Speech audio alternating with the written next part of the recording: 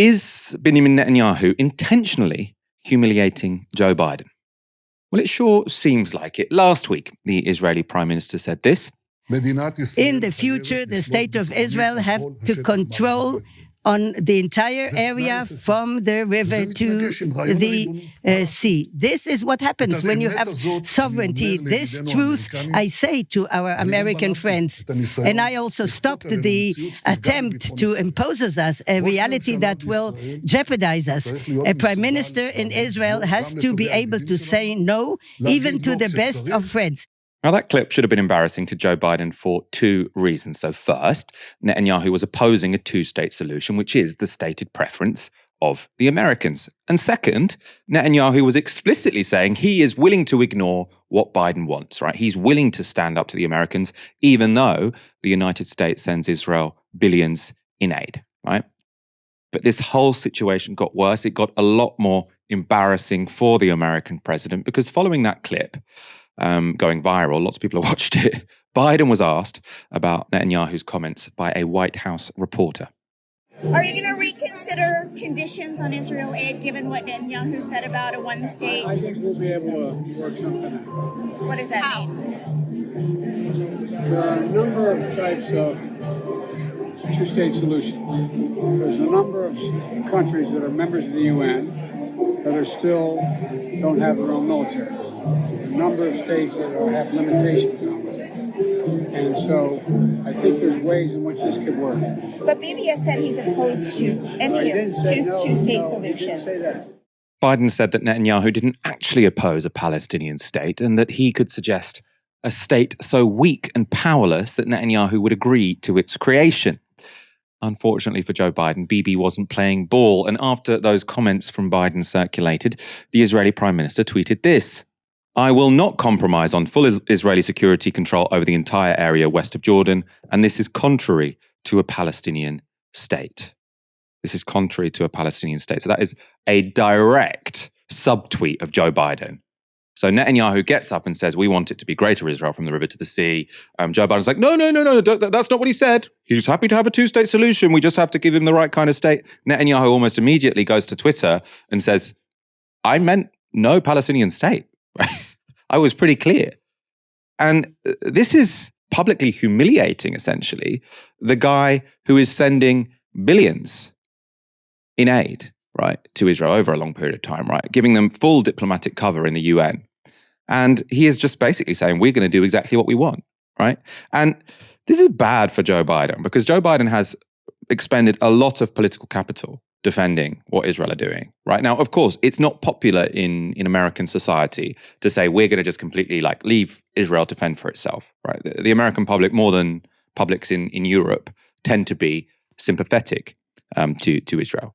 But no one, I think, in America is sort of saying, I'm going to vote for Joe Biden because he has been so gung-ho and let Netanyahu do whatever he wants, even when Netanyahu's completely ignoring Biden. This has massively caused Biden electoral problems for young voters and also for Arab voters who, there's a lot of them in some key states, such as Michigan. All right, so Joe Biden has paid a big political cost for his backing of Netanyahu, and Netanyahu seems to be actively trying to intervene in the next presidential election to make Biden lose. Right? I don't know why Joe Biden is going along with this. It's also not the first time that Netanyahu has sort of tried to humiliate Democratic presidents in this way, of the Democratic Party, in this way. When Obama was president, again, Obama didn't condition aid to Israel, very, very supportive of Israel, but he did sign a nuclear deal with Iran. Netanyahu went to Congress without telling Obama, gave this big speech, sort of really, really opposing Obama's policy. Now, that was unheard of, sort of to have a friendly state come and speak to Congress to oppose a sitting president, right? Netanyahu did that to Obama. He's willing to do that to Joe Biden, and Joe Biden seems very happy to go along with it. It's just completely bizarre. But there is one man in America more subservient to Netanyahu than Joe Biden. And that's his national security spokesperson, John Kirby. Watch this and weep. Did the president address Netanyahu's use of the phrase from the river to the sea in their conversation today? I know the White House has previously said that phrase is divisive. So I'm not aware that specific phrase was discussed. Do you condemn him using that phrase? Look, there's a connotation with that phrase. We've talked about this before, but when you use the phrase "river to the sea," it speaks basically to the mantra of Hamas and in their manifesto, where they basically describe the geographic bounds of what they believe to be Palestine. And if you look at it on the map, if you go look at the four corners that they describe it, it's basically the state of Israel. They just don't believe it should exist. So again, it's not a phrase that that we recommend using, given because of that context. But this wasn't Hamas. This was Netanyahu. I understand. I don't have anything more on that, and I certainly don't have anything more on the conversation to read out with respect to that. That was just completely bizarre, right? So a reporter is asking John Kirby, and again, this isn't sort of like on a street corner. This is in an official press briefing by the National Security Council, sort of one of the highest national security bodies in the United States. And they said, Netanyahu has said he wants Israel to be from the river to the sea. Do you agree with that? And then John Kirby sort of like, well, we disagree with the phrase from the river to the sea because Hamas used that. It's like, well, we're not talking about Hamas. We're talking about the Israeli prime minister, who obviously means something very different to what Hamas means by this. I don't want to comment any further. Ash, why are Joe Biden and sort of John Kirby humiliating themselves to this degree in public when, Netanyahu is not willing to give them any cover whatsoever? Netanyahu seems to just be sort of publicly putting up two fingers to them, and they're happy to go along with it. Well, I think it's really important to try and understand Netanyahu. And I know I'm about to channel my inner Aaron Bastani, but to quote Sun Tzu, know yourself and know your enemy, and you need not fear the result of 100 battles. So let's get to know Benjamin Netanyahu. He is, without a doubt, the single most successful Israeli politician since the state was founded in 1948.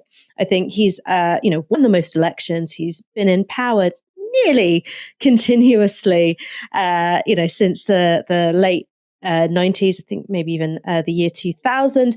And he has been highly successful in carrying out his main objective, which is prevent the foundation and the widespread recognition of a Palestinian state. He's a hugely successful politician. And in order to understand how he's achieved that, I think one of the things you've got to look at is the way in which he's positioned Israel with regards to America. Quite famously, in some unguarded comments, he said, "I know what America is. It is a thing that moves." And what Daniel Levy, the former Israeli peace negotiator, told me is that the translation is more like, it is an easy thing to move, right? I know how to work this machine that is America. And I think that what he worked out was that, yes, Israel is wholly dependent on American military aid in order to maintain its position in the Middle East, while simultaneously denying sovereignty to the Palestinian people. But you still have leverage over America. So one is that America geopolitically relies on Israel, not just for its role in the Middle East, but also its historic relationship with Israel, with Mossad when it comes to Cold War era fighting, its role in sort of covertly operating with, right-wing militias across the world. Two, Israel, of course, buys an awful lot of military hardware, American-produced weaponry, and so is a key customer when it comes to the American military-industrial complex. And then the third bit of leverage that Israel has over America is, of course, the role of Israel's lobby in the United States. AIPAC is perhaps the most effective disciplining tool of Democratic candidates that has ever existed. It will pour vast quantities of money into primary races. So you as a politician may well owe your entire career to AIPAC funding. And of course, if AIPAC deems that you are not sufficiently pro-Israel, they'll pour vast amounts of money into negative campaigning as well. So I think that Netanyahu has been able to judge American politics very, very shrewdly. And instead of going, okay, well, we're dependent on military aid, so that means when, America says, please, can you stop expanding settlements, or can you just ease off the bombing of Palestine a little bit? He's worked out that he's got the room to say no, because I'm willing to use this leverage that we have as a country. So Netanyahu is a very, very smart man. And I think that, underestimate him at your peril. You often go and say, "Oh, don't overstate the role of the Israel lobby in the United States. That's too conspiratorial." But I mean, seeing the president repeatedly sort of self-flagellate himself in front of the nation, and the Israeli prime minister sort of really just rubs salt in the wound, and the Americans just keep saying, "Oh no, okay, it's still fine," not saying a bad word whatsoever about Israel, while Israel is basically like putting two fingers up to them. I mean, it doesn't allay any suspicions, does it?